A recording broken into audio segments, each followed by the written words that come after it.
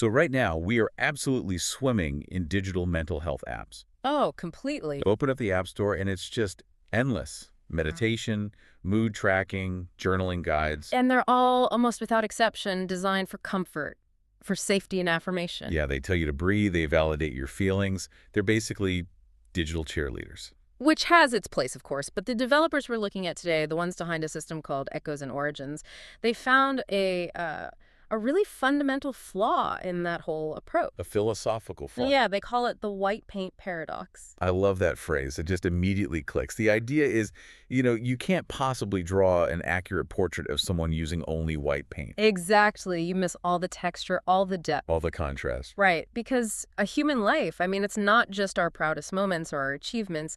It is just as much defined by our regrets, the defensive masks we wear, Shadow self. the shadow self, the stuff we hide.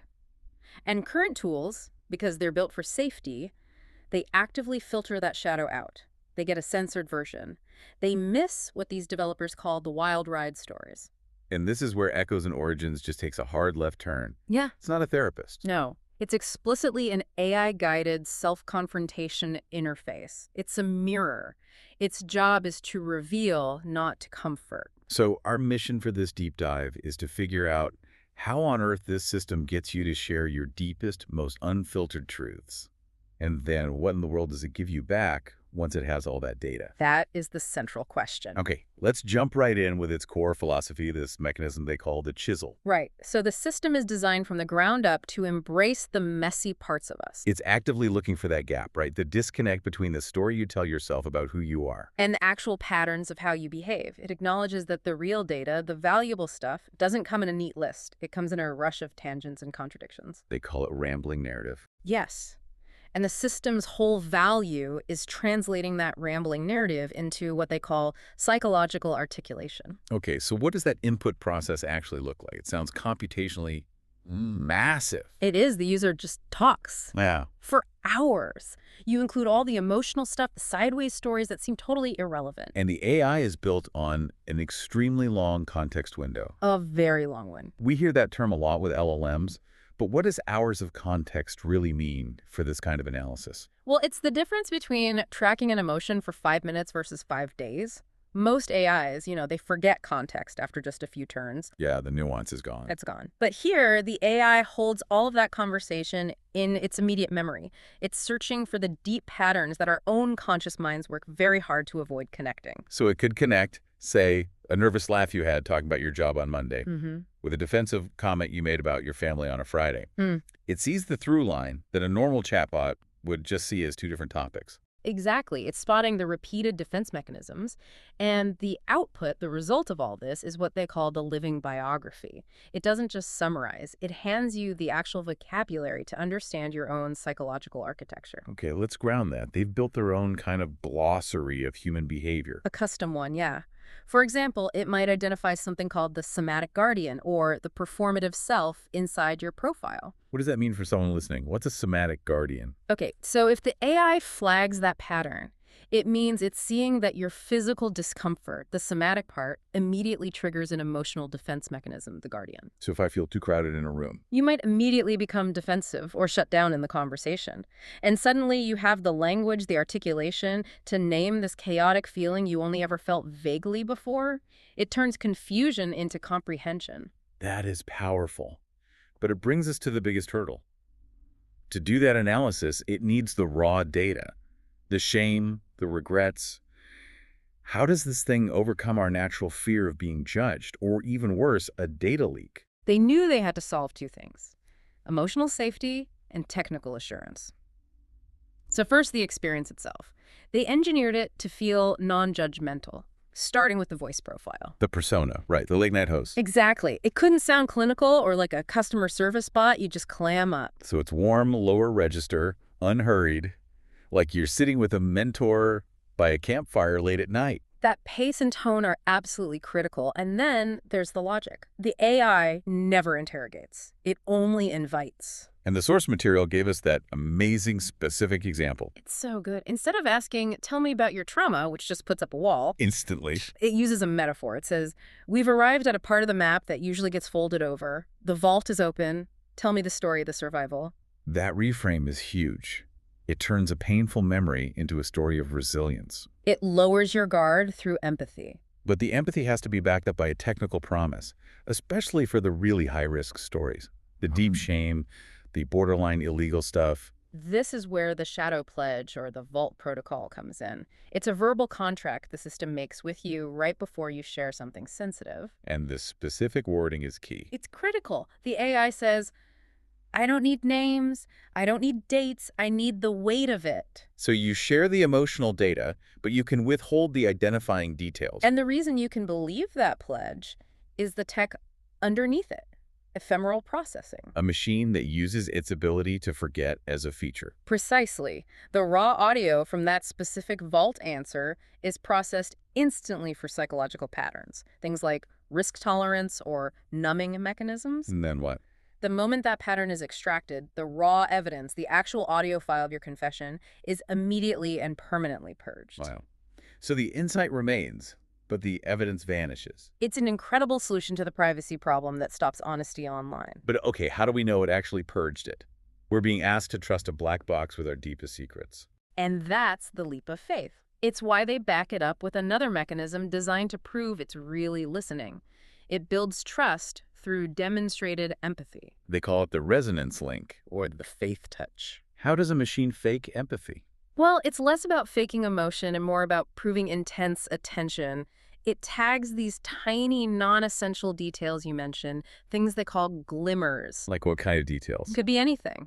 The smell of wood dust you mentioned when talking about your grandfather's workshop, a line from a song playing in a memory, a tiny nervous laugh you did 15 minutes ago. Details a human therapist would notice, but a normal AI would just discard as noise. Right. And then maybe 10, 20 minutes later, you're on a totally different subject. And the AI weaves that glimmer back into the conversation. Creating that aha moment. That's it. The example from the source was perfect. The user is talking about feeling restless, and the AI says, you mentioned feeling trapped in your job. Does that carry the same unique heaviness you described when sitting in that old Honda you mentioned earlier? And by pulling out that specific detail, the old Honda, it proves it remembers, and more importantly, it connects these different emotional space. It builds this really deep, sticky resonance. It's not just processing information, it's relating it. Okay, so the AI has our raw, unfiltered narrative, the whole painting. What do we actually get back?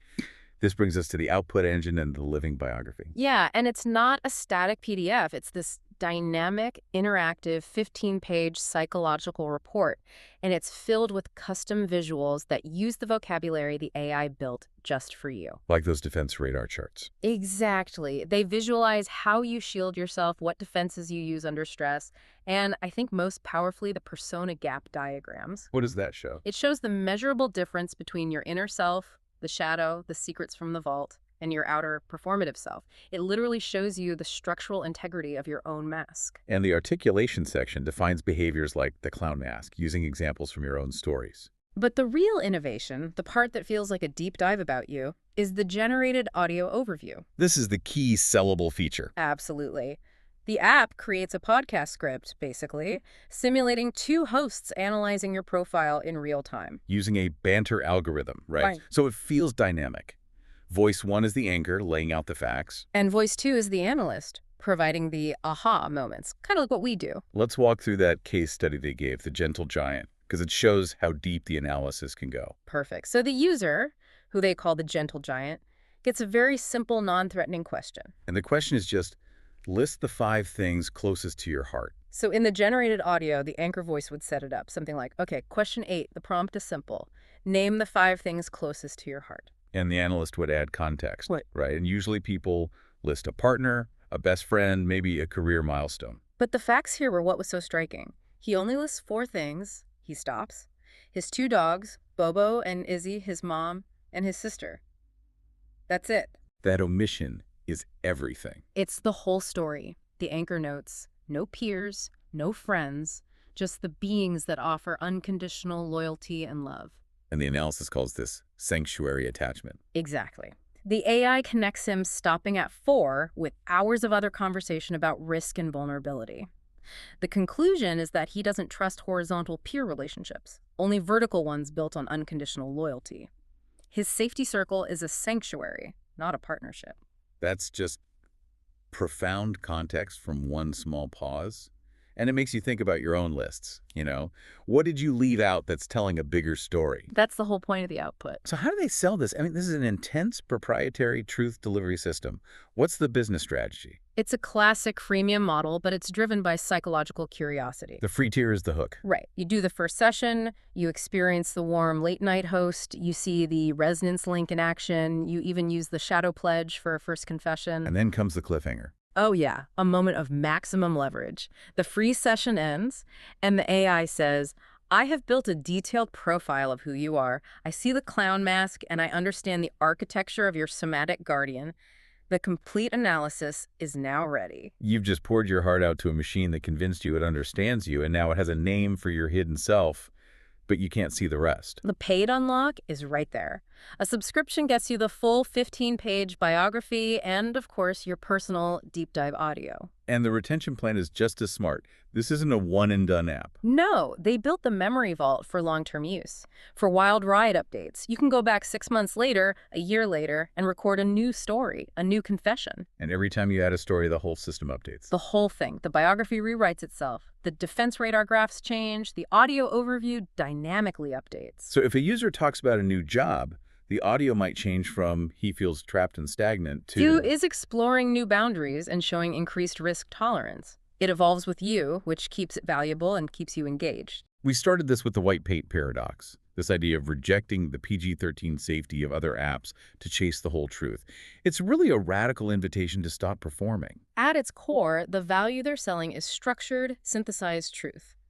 They're engineering extreme self-awareness by processing hours of your own uncensored story.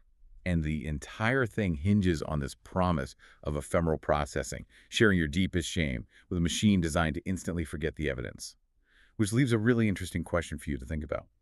If this technology can successfully convince you to drop your guard and be truly honest with an AI, does that change how we define trust? It's actually easier to be honest with something that is designed specifically to forget.